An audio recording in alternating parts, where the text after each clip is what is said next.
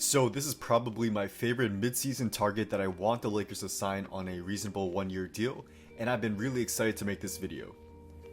So as I said in my other videos, the Lakers could still use one more big man to bolster their front court rotation, and while many people are offering suggestions of Dedmon and Mahimi, which I both like, not many people are thinking about this one overseas option. And that player is Eddie Tavares, who is a 7'3" center who actually played with LeBron on the Cavs for only one game a few seasons ago, but in that game during the 2016-17 season, he scored 6 points, grabbed 10 rebounds, and blocked 6 shots in only 24 minutes. This was about 4 years ago, and he was really raw at only 24 years old back then, but now he has definitely polished up his game over the past few years. He has been said to be targeting a return to the NBA, and if he gets a buyout with his current team, which is Real Madrid, I would love to see the Lakers sign him. So let's break down how Eddie Tavares fits with the Lakers and what his role would be on the team. And very quickly before we start, if you want to see more interesting NBA content just like this, be sure to drop a subscribe. And shout out to my friend for making this thumbnail, and he has also started his own YouTube channel. And if you're interested in seeing Reddit content, check out his channel after this vid where he's giving people the chance to win $100 in his giveaway if you sub to his channel. So back to the video for some further background. Tavares is a 7'3" center with a 7'9" wingspan, and he's actually quite mobile for a player his size. Compared to guys like Boban, Tavares is much lighter on his feet, which gives him more mobility in contesting shots and not having as much trouble guarding out at the perimeter as well. He's shown the ability to get chased on blocks in transition, move his feet well and help defense to protect the paint, and of course his length has allowed him to get easy blocks, and he's one of the best rim protectors in the EuroLeague. His defense and rim protection would be arguably the biggest asset he would bring to the table for the Lakers, and just imagine a front court of AD and Tavares during certain matchups. The rim protection will be absolutely disgusting, and it makes even an AD McGee front court from last season look small in comparison. He's also shown a much more polished game with Real Madrid over the past few seasons, and this year he's averaged 12.3 points, 7.3 rebounds, and 1.9 blocks, shooting 71.4% from the field.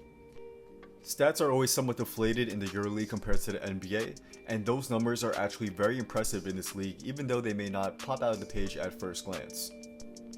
On offense, his main play is getting an easy dunk, as he is just so much bigger and longer than his competition. He has a pretty quick jump that allows him to get a shot off quickly and also gives him the ability to get putbacks easily as well. He will be a terrific pick and roll partner with LeBron and Schroeder, as he sets good screens and is very mobile in moving towards the rim. Also, he's developed a nice hook shot that allows him to get an easy bucket on mismatches in the post, and this provides a little more versatility for his game on offense.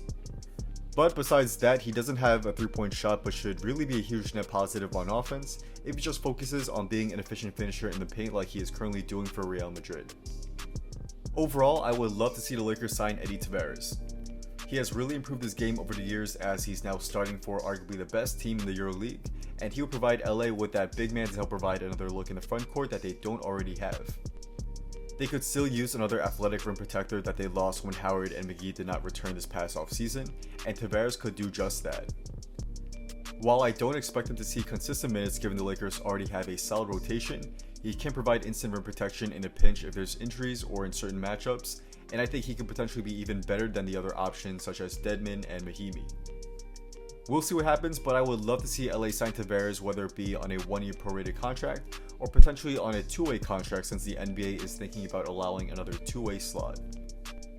And before we wrap up this video, I've had some people comment and DM me about my thoughts on the James Harden Nets trade and how it affects the Lakers. Personally, I still think the Lakers are going to win the championship, as well the Nets offense is going to be really good most likely. I just don't see them matching up well against the Lakers with their current team. LeBron and KD are about even. The Lakers have a lot of perimeter defenders that should at least hold Kyrie and Harden much better than other teams can, but who on the Nets can actually guard Davis? The Nets rim protection right now is absolutely garbage, as they traded away their best defender in the deal, as without Jared Allen, the Nets are starting DeAndre Jordan, and do not be fooled by his big name and decent stats. Jordan's defense is pretty bad now, as this is not the same guy we've seen on the Clippers in Lob City. He can definitely still get a few blocks here and there, but he is not as quick or as athletic as he used to be, and he still has many defensive lapses. AD would absolutely wreck the Nets and their lack of rim protection, and while it would be a high-scoring game if these two teams play, the Lakers have much better defense and rim protection that gives them the edge over Brooklyn in my opinion. But things can obviously change if one of these teams makes moves at the trade deadline to upgrade their roster, but right now, I do not see the Nets beating the Lakers in a 7-game series. However, I do see them taking the East, as I think their offense will be too much for the Bucks, Sixers, Heat, and Celtics to handle. But if the Nets really want to beat the Lakers, they need to get another big man, and signing Dedmon would be a perfect fit for them. They could also try to make a trade at the deadline for another big as well, as there should be some guys available like John Collins, who is known to be disgruntled with Atlanta, but I don't think the Nets have enough assets to trade for him after their whole James Harden move. But some other guys like former Lakers player JaVale McGee should also be available for them for cheap, and they could also make some other signings like John Henson, Ian Mahinmi, and some other bigs as well. I don't think any team though, both the Lakers and the Nets, are done making moves, and I expect to see some more trades and signings before the trade deadline for both teams. And for one more key factor I've been monitoring, I don't think the Nets have the same chemistry as the Lakers, not even close. Kyrie has really hurt the team chemistry over the past 2 seasons with all the things he's been doing outside the court, with missing all those games without even initially contacting most of the organization and his own head coach, and I'm not sure how he'll like being the third option on the Nets. There were initial reports that he never wanted Harden on the team, but we'll see how he'll adjust with less touches and playing with Harden's style of play. But compare that to the Lakers, they have great chemistry, and even though they not have as much collective talent, we've seen many times where so much talent doesn't end up meaning much, just like the 2018-19 Boston Celtics, which in fact, Kyrie was on. It's going to be interesting to see what happens with the Nets, and we'll see if Kyrie ends up coming back soon, or if he's just going to keep on deciding to sit out. So those are basically my thoughts on the whole James Harden to the Nets trade. For a quick recap, I think the Lakers are still the number 1 team in the team to beat, but the Nets do have a good chance if things do in fact work out, but I'm not buying it right now.